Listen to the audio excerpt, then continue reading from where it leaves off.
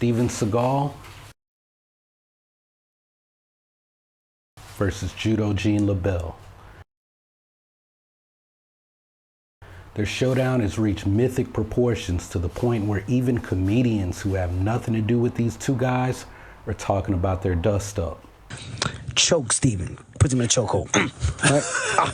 Steven's struggling. His feet squirming. He's searching for balance. He can't. It's like he's losing air a little bit, but you know, you got to tap out when you don't want it anymore. So Joe Rogan has talked about it. Yeah, that's a true story. That's an absolute true story. Gene Lebell told me that story. Yeah. Rhonda Rousey has talked about it. But would you ever admit it, A? And B, I mean, obviously the guy's a liar. I mean, he told everybody he taught Anderson Silva that kick. I mean, seriously, the guy doesn't have a very good track record. Ariel Helwani, the MMA journalist, has tried to get the story from both Judo Gene Lebell and Steven Seagal. You're saying that someone has created this sort of fable, this myth of an altercation that never even happened. And the funny thing is, if you Google Steven Seagal versus Gene Lebell, the first thing you get is a description of the conflict with Steven Seagal. But maybe you stumbled onto this video and you haven't heard the story about the dust-up between Steven Seagal and Judo Gene Lebell. I mean, hey man, it's possible. I was talking to my little brother about this video and he's into music. He didn't even know who Seagal or Judo Gene Lebell were. But I mean, this is the guy who got to beat Michael Jai White. It's crazy how the universe works, ain't it? But anyway, so like I said, maybe you're like my little brother and you haven't heard this story. So allegedly, Steven Seagal and Judo Gene Lebell were having a conversation on the set of a movie. Some of the stuntmen had been complaining about Seagal hitting them. he's like, well, Steven Seagal, you know, he used to really get shots in, you know, in these scenes. So can I laugh in your face? Got to a point where we had to come to our boss, you know, the stunt coordinator. We were like, hey, man, Steven's really hitting us. Can you kind of tell him to sound like his wife? His wife said the same thing, didn't she? He's like, you know, can you tell Steve to relax a little bit? So, and that's why Seagal and Judo Gene Lebell were talking in the first place. Well, somehow the conversation goes to Seagal talking about how he has this move and no one can choke him out. Well, you know, Steven was trying to say that no one could choke him out. You can't choke him out. He had this move. This move stopped you from choking out. So, you know, I was like, all right, Steven, let's try it. This move will get him out of any chokehold. Well, Judo Gene Lebell says, well, okay, Steven, let's see it. And then he puts Steven Seagal in a chokehold. And Seagal hits Judo Gene Lebell in the balls as hard as he can. I get him in a headlock there. I get him in the rear naked. And he takes this hand, the free hand, and then you just karate chops me right in, you know, the old sisters. And this is like, you know, the way Gene Lebell talks. Right. He wouldn't even say his balls. He's like the nicest guy ever. He would say something like, right in the old Johnson. Well, Judo Gene Lebell sinks in the choke even deeper, and then Seagal goes to sleep. he's losing air a little bit, but you know, you got to tap out when you don't want it anymore. So all you hear is all you hear is And while he's out, Steven Seagal pooped his pants. Steven Seagal, all those karate movies, remember them things? He shit in his pants, I think, twice. Or he pissed himself. Rips him up like this, and Steven pissed his pants and dropped to the ground. Or no, he didn't go to sleep. He tapped out, but then he got up, and people noticed that he shat himself as he's trying to waddle his way to the bathroom. It goes good old. And he beelines to the bathroom. He comes out. It smells like shit everywhere. The guy choked the shit out of Steven Seagal. My house is full of shit! He shit everywhere! Look what he did, he shit all over the wall! And I mean, can you see the problem here? Like, how come the details keep changing with this story? If a guy gets choked out and then he poops his pants, I mean, you'd think the story wouldn't change so much, right? Like, it would stay consistent, right? Well, if a guy soils himself, you can't criticize him, because if they just had a nice big dinner an hour before, you might have a tendency to do that. Well, see, the details about if Seagal peed or pooped, they're a little sketchy because it turns out that this story didn't actually happen the way people have been telling it. And you're probably asking, well, Prince, how do you know any of this? Well, it's because Steven Lambert was there to witness what really happened between Seagal and Gene Lebell. And Steven Lambert, he's a guy that I mentioned in some of my other videos where I say that he's one of the first Kung Fu guys to really break into Hollywood as a stuntman. And if you were into the whole 80s ninja craze movies, then you probably saw a lot of Steven Lambert's work. Now, over the last year, Steven Lambert has been in a few YouTube videos and podcasts talking about this incident, and he even wrote about it in his book, From the Streets of Brooklyn to the Halls of Hollywood. So I believe this happened on the set of Out for Justice. Anybody seen Richie? Huh? Where Steven Lambert and Judo Gene Lebell both have uncredited roles. Conrad Palmisano was the stunt coordinator on the project, and that's important because whenever Steven Seagal is asked about this incident, his response is always, "Oh, that's a lie. Gene Lebell is lying. Just ask Conrad Palmisano." Find Conrad Palmisano and let him call Conrad a liar too.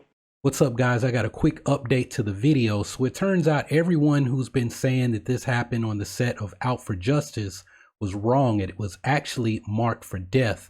But I noticed that in the credits, Lincoln Simons and Steven Lambert were both listed. Conrad Palmisano was the second crew director and the stunt coordinator, and Gene Lebell has an uncredited role as a stuntman in the film. And that lines up with the timeline for all of the stuff that happens with Steven Seagal getting called out and all the drama that went down in Black Belt magazine. But you guys haven't gotten to that part of the video yet. But anyway, Steven Lambert says he was coming out of his trailer with another stuntman, Lincoln Simon, when he saw Gene Lebell go to introduce himself to Steven Seagal, who was flanked by his two bodyguards. As Steven and Lincoln are approaching them, Gene Lebell and Steven Seagal are having a conversation, and at this point in time, they had never met each other. Well, that conversation led to them talking about martial arts, and at some point, Gene Lebell shares a technique that he likes to use. Steven, being like most martial arts people, tells him how it'll never work. And then Steven Seagal says he has a sixth sense that will allow him to escape from any kind of a hold. Can I laugh in your face? So this kind of surprised me, but Seagal asked Gene if he would show him a hold so that he could demonstrate how he'd get out of it. So this being just a demonstration, Gene Lebell walks behind Seagal and he starts to put his arms around him as if he were going to perform a rear choke. But as soon as Gene got his hands in position, as if he were going to walk through the technique, Steven Seagal immediately sidestepped at full speed, reaches up and slammed his arm right down between Gene's legs.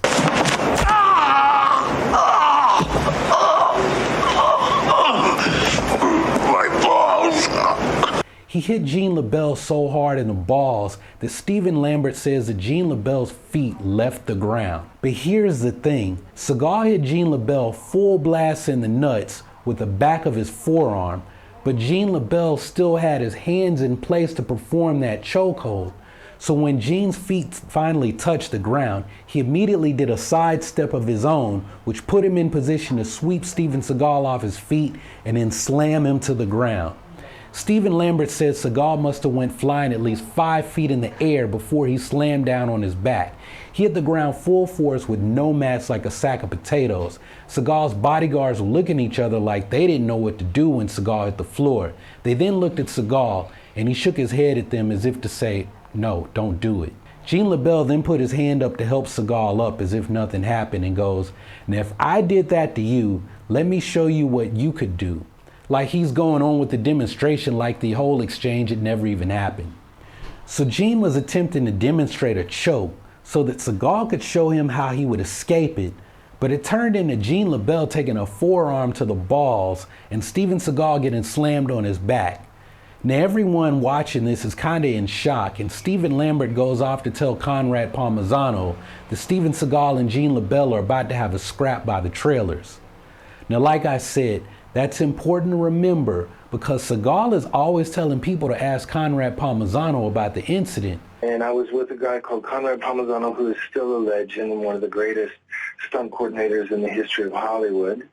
And we were standing there, we were just talking about moves and stuff like that. And we were just doing some stretching. But Conrad Palmisano wasn't even there. He was with a director trying to unload a camera. The entire thing felt like it happened in a fraction of a second, according to Stephen Lambert, like it was over as soon as it started. But that's not what people heard when the story somehow leaked out from the set. Lebell again lunged for Seagal, pinned him to the ground, and put him to sleep in a rear naked choke. According to one version of the story, while unconscious, Seagal lost control of his bowels, having had quite literally the shit beaten out of him. It's an absolute true story. Gene Lebell told me that story. And he walks up to Steven, front chokes him, yanks him in, rips him up like this, and Steven pissed his pants and dropped to the ground.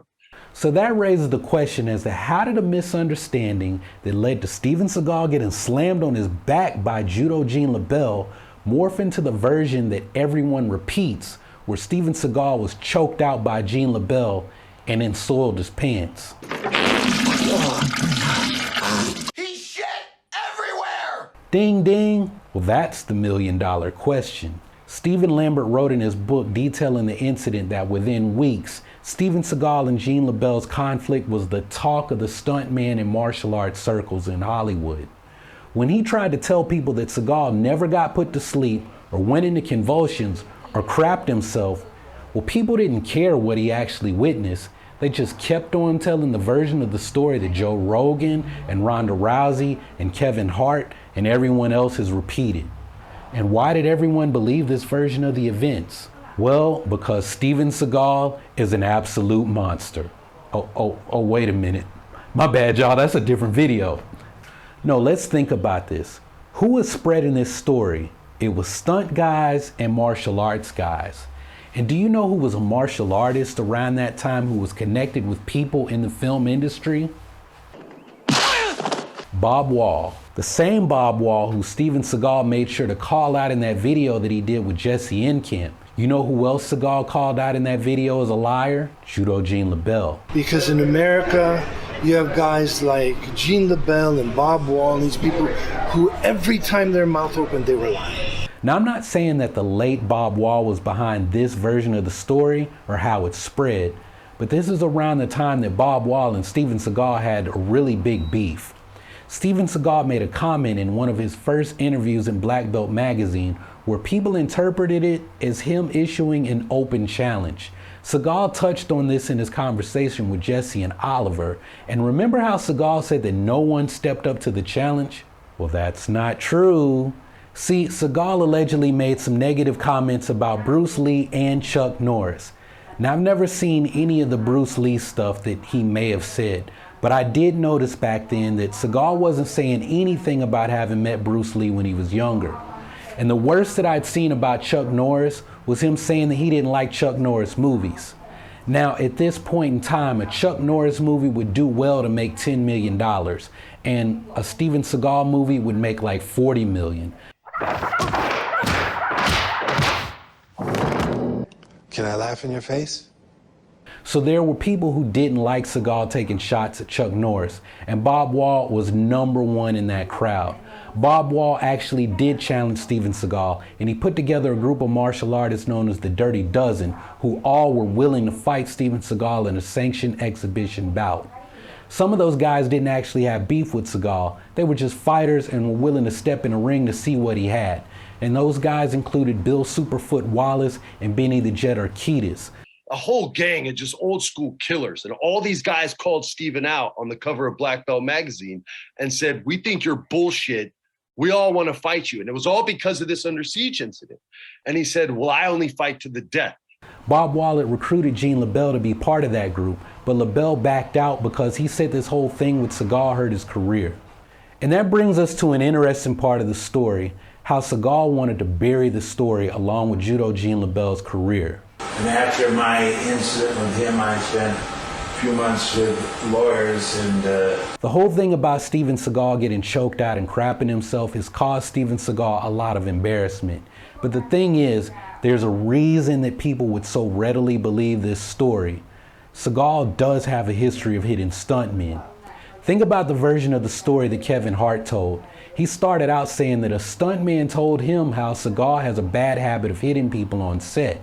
We've worked with people in the past that have been just dicks. Right. So he's like, who? I'm like, who else? He's like, well, Steven Seagal, you know, he used to really get shots in, you know. And did you know that when Steven Seagal made the movie On Deadly Ground, that a stuntman who didn't know about the incident told Seagal that he'd been trained by Gene Lebell during his interviews?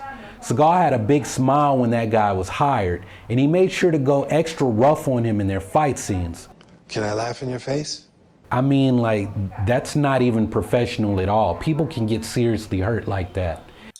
You know, the stories that he enjoys hurting people, at that time, I'm not saying now, but at that time he did.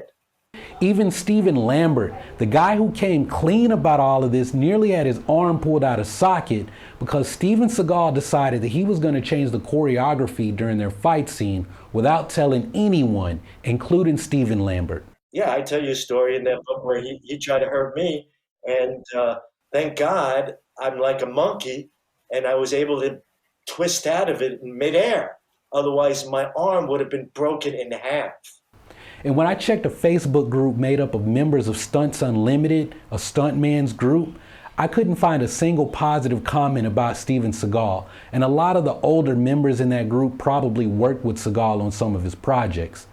I got the story about Bruce Lee and Gene Lebell in the Green Hornet from an older guy in that Facebook group.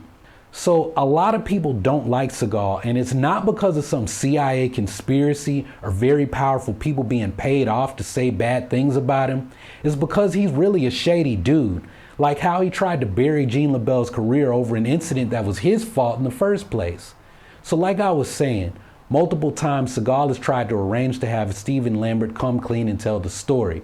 His friend Ron Balicki, Don Inocento's son-in-law, and good old Conrad Palmisano, who wasn't even there to witness the incident, had always been part of these projects. According to Lambert, every time they try and film whatever this project is supposed to be, it turns into trashing Gene Lebell's reputation. And I'm not sure what the beef is between Ron Balicki and Gene Lebell, or if he's just sticking up for his friend Steven Seagal. But when I tried looking into this stuff for a video that I meant to do last year, I found a rather lengthy Facebook post by Ron Balicki that was questioning everything about Gene Lebell and calling him out as all kinds of frauds and liars. And if you also consider that Conrad Palmisano, a guy who was a stunt coordinator, is also involved in this drama, well, you can start to see why Gene Lebell didn't want to be involved with the Dirty Dozen. If you're not understanding the connection, Conrad Palmisano would be the person in charge of hiring stuntmen for different projects. Even though Gene Lebell was a member of the Stuntmen's Association, it meant that he might have a hard time getting hired on a job if the stunt coordinator or someone with pull wasn't also a member of that same association. So like I said, all this Steven Seagal stuff had a negative impact on his career, and as we've seen in my most recent Steven Seagal video, I don't think Seagal was above crying to Conrad Palmisano to put out the word to his friends that Gene Lebell was difficult on set and they shouldn't hire him. Now, I can't remember who I heard this from, but someone in the industry called cap on this whole Gene Lebell, Steven Seagal story because they said if Gene Lebell actually fought Seagal on set and made him crap his pants, it would probably shut down production for the day. Lebell would have been fired, and he would have had a hard time getting hired for other projects once the word got out that he was fighting the star of the movie and choking him out to sleep. And I'm not sure why no one brings this up when they talk this stuff about how Gene Lebell slammed Bruce Lee or he put him in a fireman's carry or whatever they claim happened in their so-called fight on the set of the Green Hornet. And I've got an update on all of that stuff too. But I mean, all of this just goes to show that people like making up these stories and spreading them for whatever reason, and I don't know. Gene Lebell also has a tendency to lean into that stuff now, but back in the 90s, he was really trying to distance himself from all of these stories. Now, the reason he's leaning into it now is because he's an old man. He was teaching grappling, and if he was doing any work on movies or TV, it was because he's Judo Gene Lebell, an old guy in the industry who'd earned his stripes. But I believe him that all of this stuff made things hard on him back when Steven Seagal was a big box office action movie star. Now, you want to know something that I've noticed when it comes to Steven Seagal? It's how the truth is almost always a better story than the lie that Seagal likes to spread. Seagal's always trying to have the truth come out that he didn't get choked to sleep and crap his pants, but he doesn't want people to know that the whole thing was his fault, or that he got slammed hard on his back after showing how great of an Aikido master he is. And I don't know what it is about Steven Seagal that he has this inability to accept his losses like the rest of us. I mean, I thought taking an L over and over again was what would eventually make someone a great martial artist. Professor Chin-Man Ching has a famous saying that goes something like this: learning real kung fu skill is to invest in loss. And the first time I tried to spar with a boxer, I couldn't hit the dude. The first time I did Sandai rounds with my Tai Chi teacher who had a few Sandai tournaments under his belt, he slammed me over and over again. I think he may have did a couple of WWE finishers on me. It was a very humbling experience. Steven Seagal, though, he's invincible in all of his movies. He never gets hit. In his Aikido demonstrations, he's untouchable. The one time he actually shows that he's not the perfect martial artist, he tries to bury the story instead of embracing the truth. And there's nothing wrong with admitting that you had a less than gracious moment. It's part of Buddhism. But Seagal seems to lack that ability, even in his old age. It's just one of the many problems with Steven Seagal that I've talked about here on YouTube. Like I said, he's a bit of an enigma in that he's worshipped by his fans and Aikido students who see him as being some representative who legitimizes their style. But at the same time, he's this problematic guy who's propped up on a bunch of lies that always trace back to him. And it's the reason why he's his own worst enemy. And I know that there are people out there who want to prove to me that he's completely legit and he has all this great stuff when it comes to martial arts that I really need to listen to. But I'm going to stick with Michael Jai White and say that a real lifelong martial artist would take better care if they want to represent themselves as a lifelong representative of the martial way. So don't be like Steven Seagal. That means that you need to keep training, remember to breathe, and come holler at me on the next video.